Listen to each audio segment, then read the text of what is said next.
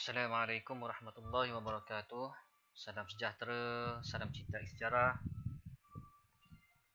Buat penonton sekalian, Alhamdulillah kita bersiaran lagi dalam siri cakna sejarah bersama Cikgu Daniel yang akan mengupas bab 2 tingkatan 4 ya, kebangkitan nasionalisme, subtopik 2.4, perkembangan nasionalisme di Asia Tenggara. Nasionalisme di Asia Tenggara berakar umbi daripada gerakan membebaskan diri daripada penjajahan kuasa barat seperti yang berlaku di Filipina, Burma aka Myanmar, Vietnam dan Indonesia. Namun begitu, di Thailand, gerakan nasionalismenya bersifat menuntut pembaharuan dalam pentadbiran ke arah mengekalkan kedaulatan negara daripada ancaman imperialisme. Okay, kita akan mengupas 5 lokasi ya di Asia Tenggara tentang gerakan atau perkembangan nasionalisme mereka. Okey. Yang pertama pada 1892 penghujung abad ke-19 di Filipina. Nasionalisme di Filipina muncul untuk menghapuskan penjajahan asing. Antara tokoh-tokohnya adalah Jose Rizal, Andres Bonifacio serta Emilio Aguinaldo. Pada peringkat awal, gerakan berbentuk propaganda yang dipimpin oleh Jose Rizal. Gerakan propaganda ini menuntut Filipina dijadikan sebahagian daripada wilayah Spanyol yang mempunyai hak yang sama seperti bangsa Spanyol. Jose Rizal menubuhkan Liga Filipina pada 1892 untuk mendesak kerajaan Spanyol melakukan perubahan PES, politik, ekonomi dan sosial di Filipina. Walau bagaimanapun gerakan propaganda gagal yang mencetuskan idea yang lebih radikal.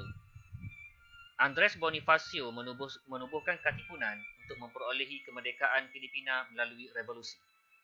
Katipunan menggunakan akhbar Kalayan untuk menyebarkan idea mereka.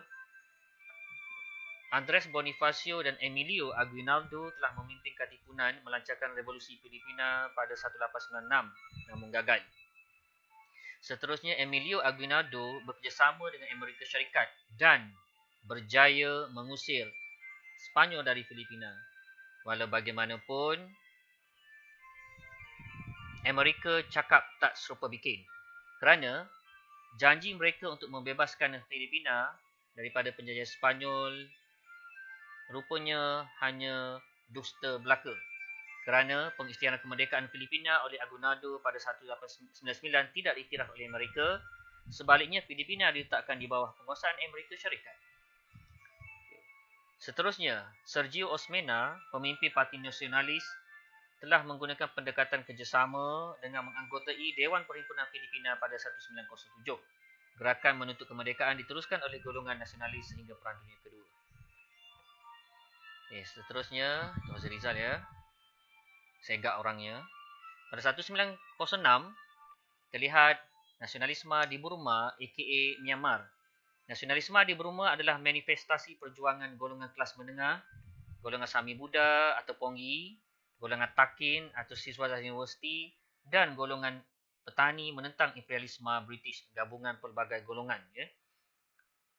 Nasionalisme oleh golongan kelas pertengahan berpendidikan barat berikutan pengaruh British yang mengancam kedudukan agama Buddha.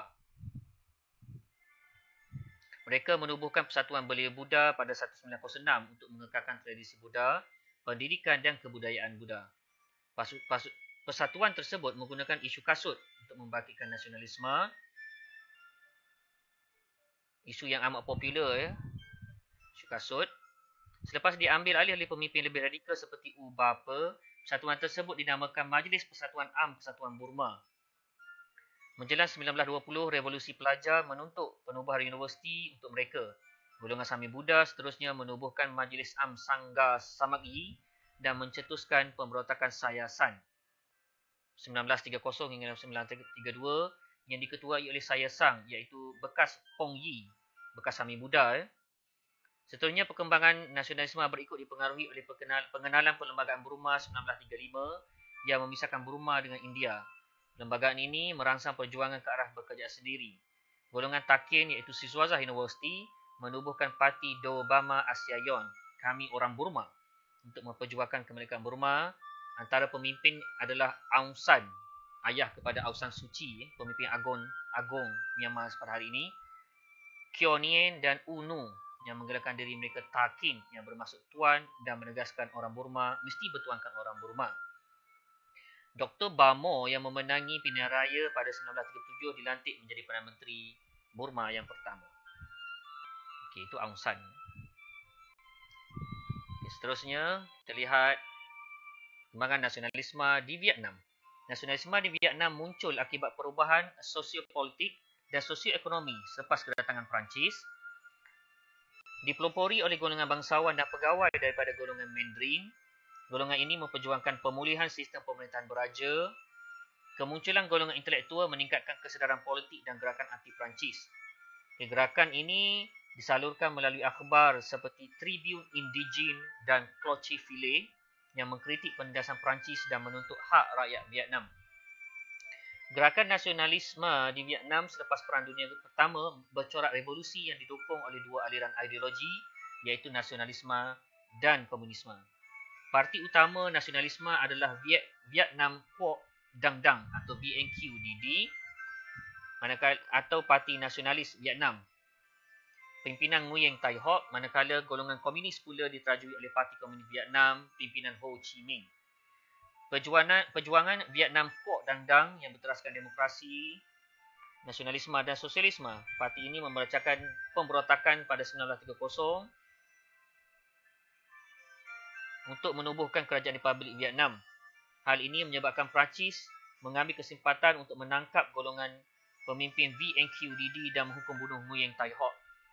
Gerakan revolusi menentang Perancis diteruskan oleh Ho Chi Minh melalui Parti Komunis Vietnam PKV. Pada September 1945, Ho Chi Minh berjaya mengisytiharkan kemerdekaan Republik Demokratik Vietnam di Hanoi, Vietnam Utara. Beliau dilantik sebagai presiden pertama, manakala Vietnam Selatan yang berpusat di Saigon berada di bawah pengaruh Perancis dan Amerika Syarikat. Gerakan menentang penjajahan Barat diteruskan sehingga Republik Vietnam terbentuk pada 1976.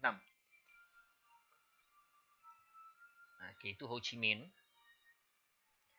Seterusnya, nasionalisme di Indonesia. Okay, negara serumpun dengan kita. Nasionalisme di Indonesia pada awalnya berkisarkan isu pendidikan untuk mengubah nasib rakyat akibat penjajahan Belanda. Antara tokoh popular nasionalisme di Indonesia adalah Raden Arjen Kartini yang mempelopori perjuangan untuk memajukan pendidikan kaum wanita. Karya Kartini, terutama surat yang diutus kepada rakan-rakannya di Eropah, dibukukan dan diterbitkan dengan judul Hilang Gelap Terbitlah Terang pada 1911. Karya ini diterjemahkan ke dalam bahasa Inggeris dengan judul Letters of a Javanese Princess. Karya tersebut mendedahkan dasar diskriminasi Belanda yang menindas dan membawa kepada kemunduran bangsa Indonesia. Kesedaran nasionalisme berkembang dengan kemunculan pertubuhan seperti Muhammadiyah untuk mempertahankan agama Islam dari ancaman sekularisme Barat.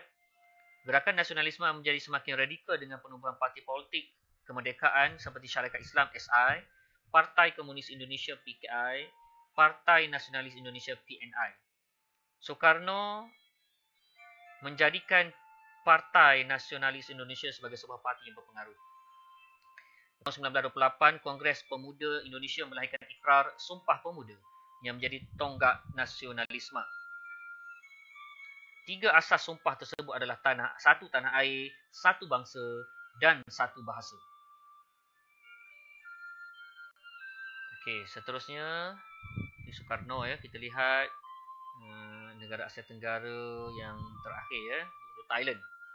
Sedikit berbeza. Nasionalisme di Thailand berbeza daripada gerakan nasionalisme di negara lain di Asia Tenggara yang bersifat anti penjajah dan memperjuangkan kemerdekaan. Gerakan nasionalisme di Thailand bertujuan mempertahankan kedaulatan negara serta menuntut rata rakyat dalam pemerintahan.